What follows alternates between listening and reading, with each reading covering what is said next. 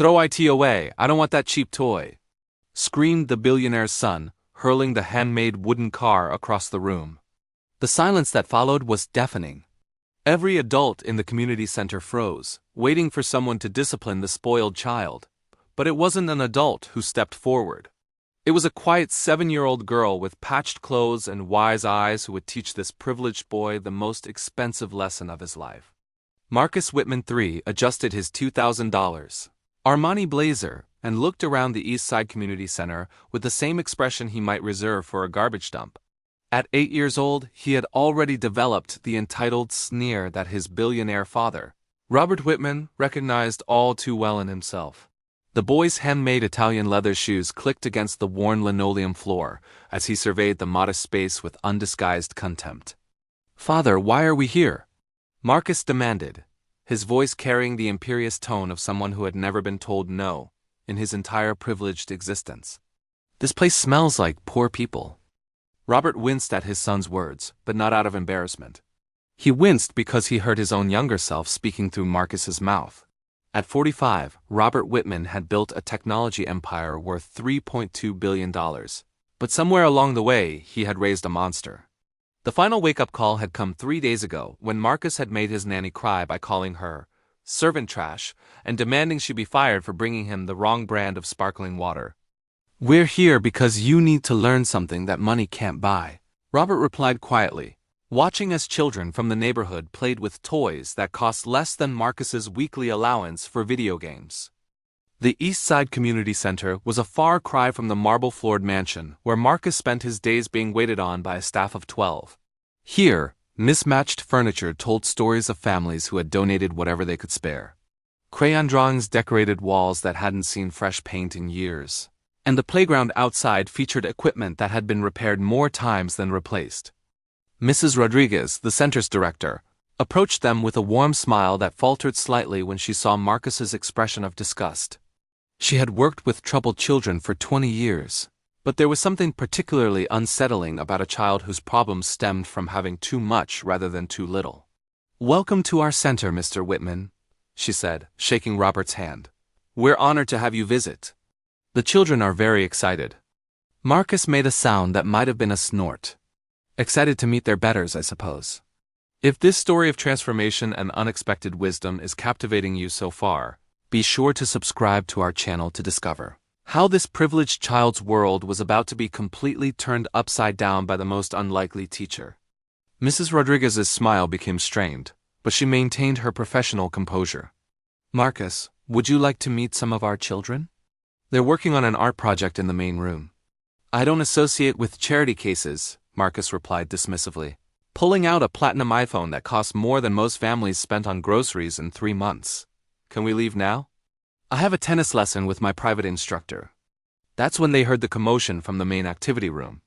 A group of children had gathered around tables covered with art supplies, working on what appeared to be handmade toys. The joy and laughter coming from that room stood in stark contrast to Marcus's sullen attitude. "Actually," Robert said, making a decision that would change everything, "I think Marcus should participate in today's activities. Consider it community service." Marcus's eyes widened in horror. "You can't be serious." "I'm not touching anything these people have contaminated." But Robert was already walking toward the activity room, leaving Marcus with no choice but to follow or be abandoned in a place he considered beneath his social status. As they entered the room, the warm chatter of children quieted momentarily as 20 pairs of curious eyes turned to study the newcomers. In the far corner, almost hidden behind a stack of cardboard boxes, sat a small girl with intricate braids adorned with colorful beads.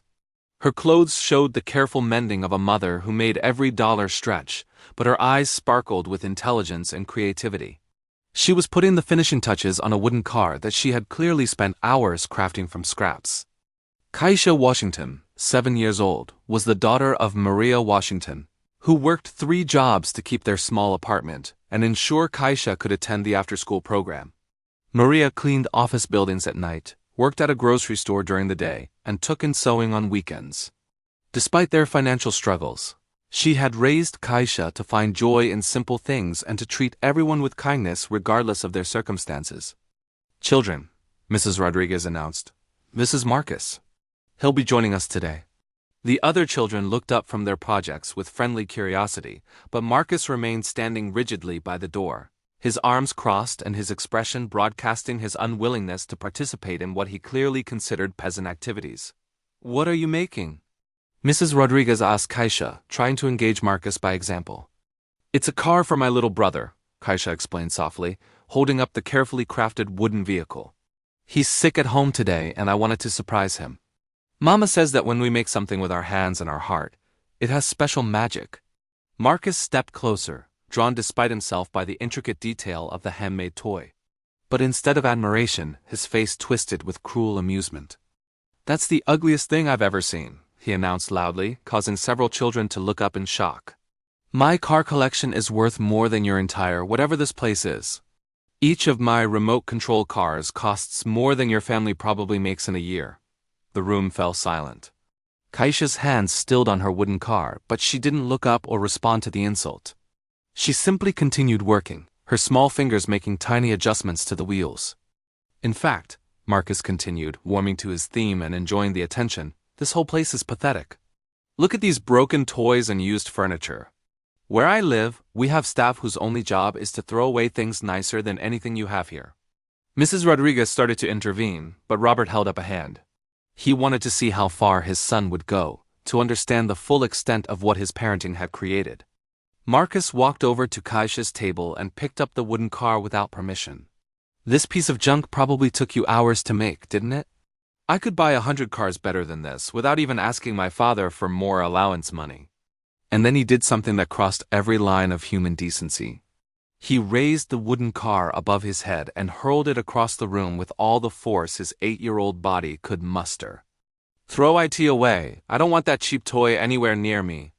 The handmade car hit the far wall and broke into several pieces, the wheels rolling in different directions. Hours of careful work destroyed in an instant. The silence that followed was absolute. 20 children and several adults frozen in disbelief at the casual cruelty they had just witnessed. Every eye in the room turned to Keisha, expecting tears, anger, or at least some reaction to having her creation destroyed. But she simply sat quietly for a moment, looking at the broken pieces of her brother's gift scattered across the floor. Then she stood up, walked calmly to where the pieces lay, and began picking them up one by one. As she gathered the broken wooden car, she spoke in a voice so soft that everyone had to lean in to hear her. "That's okay," she said simply. "It's just wood. I can make another one." But Marcus wasn't finished. The lack of reaction seemed to infuriate him further. "Don't you understand? I just destroyed your stupid toy. Aren't you going to cry or something? Don't you know who I am?" Keisha straightened up, holding the broken pieces of the car in her small hands. When she looked at Marcus, there was no anger in her eyes, no hatred, no desire for revenge. There was something far more powerful, understanding. "I know exactly who you are," she said quietly. The simple statement hit Marcus like a physical blow. There was something in the way she said it, a wisdom that seemed impossible for a 7-year-old, that made him take an involuntary step backward. "You're someone who's never had to make anything with his own hands," Keisha continued, her voice remaining gentle despite the cruelty she had just experienced. "You're someone who's never had to work for something he wanted. You're someone who thinks that having expensive things makes you better than other people." Marcus felt his face flush. This wasn't going the way he had expected. She was supposed to be intimidated, reduced to tears, made to understand her place in the social hierarchy. "But mostly," Keisha said, taking a step closer, "you're someone who's very sad and very lonely, and you don't know how to ask for help." The accuracy of that observation hit Marcus like a sledgehammer. Behind his designer clothes and entitled attitude was indeed a profoundly lonely child who had every material possession imaginable, but had never experienced genuine friendship, earned accomplishment, or unconditional love. Robert watched from across the room, seeing his son's carefully constructed mask of superiority beginning to crack under the gentle assault of this remarkable little girl's insight. "That's ridiculous," Marcus stammered, but his voice had lost its imperious edge. "I have everything. I don't need anything from anyone, especially not from people like you." Keisha set the broken pieces of the wooden car on a nearby table and walked back to her seat. She picked up another piece of wood and her carving tools and began working on a new car as if nothing had happened. "My mama says that the richest people she knows aren't the ones with the most money," Keisha said as she worked. They're the ones who know how to be grateful for what they have and how to make other people happy. Your mama is a fool, Marcus shot back, but the venom in his voice was forced now, artificial. Maybe, Keisha agreed peacefully. But she taught me that when someone is mean to you, it's usually because they're hurting inside. And when someone is hurting, the best thing you can do is show them kindness, even if they don't deserve it. Marcus felt something crack inside his chest. This girl, whose toy he had just destroyed for no reason other than his own entertainment, was offering him kindness. It was so far outside his experience that he didn't know how to process it. I don't want your kindness, he said, but the words came out as a whisper rather than a shout. I know, Keisha replied, not looking up from her work. That's why you need it most. For the first time in his 8 years of life, Marcus Whitman III found himself at a complete loss for words. Every insult, every assertion of superiority, every cruel comment died in his throat as he watched this girl calmly begin creating a new gift for her sick brother. The other children had gradually returned to their activities, but they kept glancing between Marcus and Keisha, sensing that something important was happening but not quite understanding what. Mrs. Rodriguez approached Robert quietly. Your son seems conflicted, Robert nodded, his eyes never leaving Marcus's face. He's never encountered anyone like her before. In our world, people respond to cruelty with either fear or matching cruelty. She's doing something he can't compute. As the afternoon progressed, Marcus found himself drawn back to Keisha's table despite his attempts to maintain his distance. He watched as she worked on the new wooden car with the same care and attention she had given to the first one, showing no resentment over its destruction. Why aren't you angry at me? He finally asked, unable to contain his confusion any longer. Keisha looked up from her work and studied his face for a moment. Would being angry fix my brother's toy? No, but would being angry make you stop being mean? Marcus considered this. Probably not. Would being angry make me feel better? Maybe? Keisha shook her head.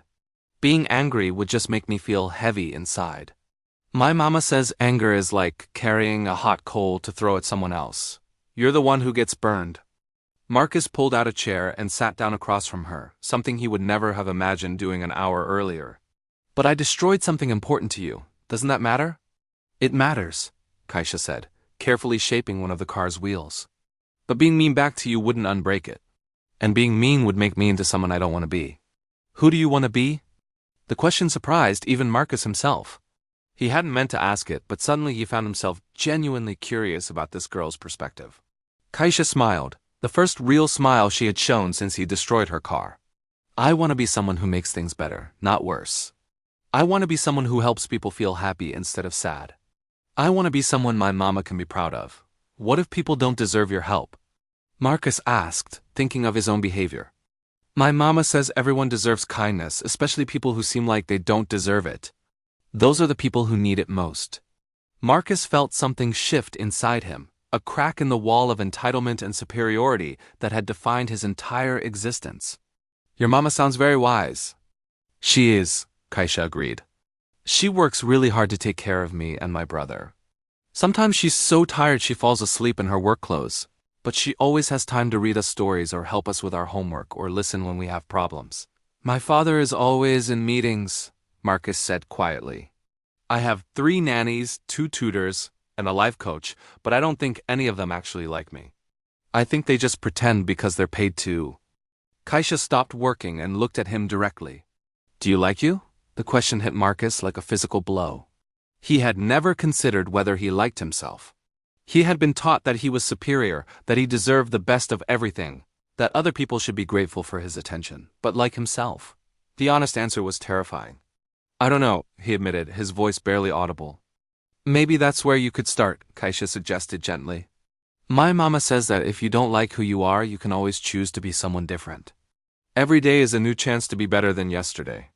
Marcus watched as she continued working on the wooden car, her small hands creating something beautiful from simple materials and patient effort. Can I help you make that? Keisha looked up, surprised. Do you want to? I've never made anything before, Marcus admitted. Everything I have was bought for me. I don't even know if I can. Everyone can make something, Keisha said, moving over to make room for him at the table. It just takes practice and patience. For the next hour, Marcus Whitman III, heir to a billion-dollar fortune, sat next to Keisha Washington, daughter of a woman who worked 3 jobs, learning how to carve wood and create something with his own hands. His designer clothes got dusty. His manicured nails got dirty. His perfectly styled hair fell into his eyes. And for the first time in his life, he felt genuinely happy. As they worked together, Keisha told him about her brother Tommy, who was 6 and loved cars but had been sick with pneumonia for the past week. She explained how she had been saving allowance money from small chores around the neighborhood to buy him a toy car, but when she realized she didn't have enough, she decided to make one instead. "Making it myself means I can put love inside it," she explained, showing Marcus how to smooth the rough edges. "Store-bought toys are nice, but handmade ones have the person's heart in them." Marcus found himself thinking about all the expensive toys in his climate-controlled playroom at home. Hundreds of thousands of dollars worth of the finest toys money could buy, and he rarely played with any of them for more than a few minutes. Nothing had ever brought him the satisfaction he felt watching this simple wooden car take shape under his increasingly confident hands. "Keisha," he said eventually, "I'm sorry I broke your first car, and I'm sorry I was mean to you. You didn't deserve that." Keisha smiled at him. "Thank you for saying that. It takes courage to apologize." "I don't feel very courageous," Marcus admitted. "I feel confused. I came here thinking I was better than everyone else, and now I'm not sure what I think." "That's okay," Keisha said. "Mama says that being confused means you're learning something new about yourself. It's like growing pains, but for your heart instead of your body." As the afternoon session ended, Marcus found himself reluctant to leave. He had never experienced the simple pleasure of creating something with his own hands, of working alongside someone without any agenda other than shared purpose. "Can I come back tomorrow?" he asked Mrs. Rodriguez. She looked surprised but pleased. "Of course, Marcus. You're always welcome here. And can I bring some things? Toys and art supplies and maybe some books? For everyone to share?" Robert, who had been watching the transformation from across the room, felt his eyes fill with tears. This was the son he had hoped to raise, the human being he had failed to nurture beneath all the privilege and entitlement. As they prepared to leave, Marcus turned back to Keisha. "Will you teach me more about making things? And about being the kind of person your mama would be proud of?" Keisha nodded solemnly. "I'd like that, but you have to promise me something." "What?" "Promise me you'll remember that having money doesn't make you better than other people. It just makes you responsible for using it to help." Marcus looked around the community center, seeing it with completely different eyes than when he had arrived. Instead of seeing poverty and inferiority, he saw resilience, creativity, and a richness of spirit that his mansion had never contained. "I promise," he said, and for the first time in his life, he meant a promise completely. 3 months later, the East Side Community Center had been transformed. Marcus had convinced his father to fund a complete renovation, but more than that, he had become a regular volunteer. Every Tuesday and Thursday, he could be found working alongside Keisha and the other children, learning skills that no amount of money could buy. He had discovered that he had a talent for teaching younger children, particularly those who struggled with reading. His patient tutoring had helped 6 children improve their grades significantly. He had also learned to cook simple meals for the community dinners, to repair broken toys, and to organize clothing drives. Robert watched his son's transformation with wonder and deep gratitude. The entitled, cruel child had been replaced by someone thoughtful, generous, and genuinely happy. Marcus still lived in the mansion and attended the expensive private school, but his values had completely changed. "Papa," Marcus said one evening over dinner, "I want to use my trust fund to create scholarships for kids from the community center. Keisha is the smartest person I know, but her mama can't afford to send her to the school she deserves." Robert smiled, remembering the day when Marcus had asked why they couldn't just buy better grades for him at his current school. "I think that's an excellent idea, son. But I want you to be involved in selecting the recipients. You understand something about character that I never learned at your age." "Keisha taught me that," Marcus said simply. "She taught me that being rich isn't about how much money you have. It's about how much you care about other people." The wooden car that Marcus and Keisha had made together sat on his bedside table, the most treasured possession in a room full of expensive toys. It reminded him daily of the moment when a 7-year-old girl had shown him that the most valuable things in life couldn't be purchased, only earned through kindness, effort, and genuine care for others. Maria Washington still worked her 3 jobs, but now she also served on the advisory board of the Keisha and Marcus Foundation, which provided educational opportunities and support services for families in need. She watched her daughter's friendship with Marcus with amazement, proud of how her teachings about kindness had not only shaped Keisha's character but had transformed another child's life completely. One year after their first meeting, Marcus and Keisha stood together at the grand opening of the renovated community center. The gleaming new facilities included a computer lab, an art studio, a library, and a gymnasium. But more importantly, it housed a program that brought together children from different economic backgrounds to learn from each other. "This place looks amazing," Keisha said, admiring the fresh paint and new equipment. "It's not the building that makes it special," Marcus replied. "Watching children of all backgrounds playing together in the new playground. It's the people inside it. You taught me that." Marcus had also insisted on installing a small plaque near the entrance that read, "In honor of all the children who teach us that kindness is the greatest gift we can give each other." Below, it was a glass case containing the original broken wooden car that had started their friendship. The transformation hadn't been limited to Marcus alone. His example had inspired other wealthy families in the community to examine their own values and contributions to society. The Whitman Foundation had partnered with 5 other family foundations to create a network of community centers across the city, each designed to bring together children from different backgrounds. Dr. Patricia Williams, a child psychologist who studied the program, noted remarkable changes in the children who participated. "We're seeing increased empathy, better communication skills, and a more developed sense of social responsibility in children from all economic backgrounds," she reported. The program is proving that authentic relationships across social lines can transform not just individual children, but entire communities. As Marcus prepared to enter middle school, he had already decided what he wanted to do with his life. He planned to study education and social work, with the goal of creating more programs that brought children together across economic and racial lines. "I want to make sure that other kids don't have to wait until they're 8 years old to learn what Keisha taught me," he explained to a reporter who was writing about the foundation's work. "Everyone deserves to know that their worth doesn't come from what they own, but from how they treat other people." Keisha, meanwhile, had flourished in her new school. The scholarship had provided her with opportunities she had never dreamed possible, but she remained grounded in the values her mother had taught her. She spent her weekends volunteering at the community center, mentoring younger children and helping them with their homework. "Marcus showed me that people with privilege can choose to use it for good," she said during a speech at a youth leadership conference. "But I also learned that everyone has something valuable to offer, regardless of their background. The richest people I know are the ones who share what they have, whether that's money, time, or just kindness." The wooden car that started it all was eventually donated to a children's museum exhibit about friendship and social change. Visitors from around the world came to see the simple handmade toy and read the story of how a moment of cruelty had been transformed into a lifetime of compassion. But the real legacy wasn't the car itself. It was the proof that sometimes the most profound teachers come in the smallest packages, and that respect, kindness, and true wealth can't be bought, only earned through how we treat others. It was the demonstration that a single act of grace in the face of cruelty can ripple outward to transform not just 2 lives, but an entire community. The story of Marcus and Keisha became a case study in schools across the country, used to teach children about empathy, privilege, and the power of choosing kindness over cruelty. Teachers found that the story resonated with students from all backgrounds, helping them understand that everyone has both something to learn and something to teach. Years later, when Marcus and Keisha were in high school, they were invited to speak at a national conference on childhood development. Standing together on the stage, they looked remarkably different from the 8-year-old boy in designer clothes and the 7-year-old girl in patched clothing who had first met in that community center. But the lesson they shared remained the same: that true education happens when we open our hearts to learn from everyone we meet, and that the most valuable lessons often come from the most unexpected teachers. Have you ever been humbled by someone younger or less privileged than yourself?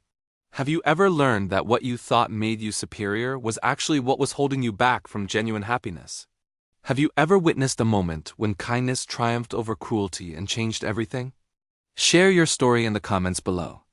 If this tale of transformation and unexpected wisdom touched your heart, subscribe to our channel for more stories that prove the most valuable lessons often come from the most unlikely teachers. And that real change begins the moment we choose kindness over cruelty, understanding over judgment, and humility over pride.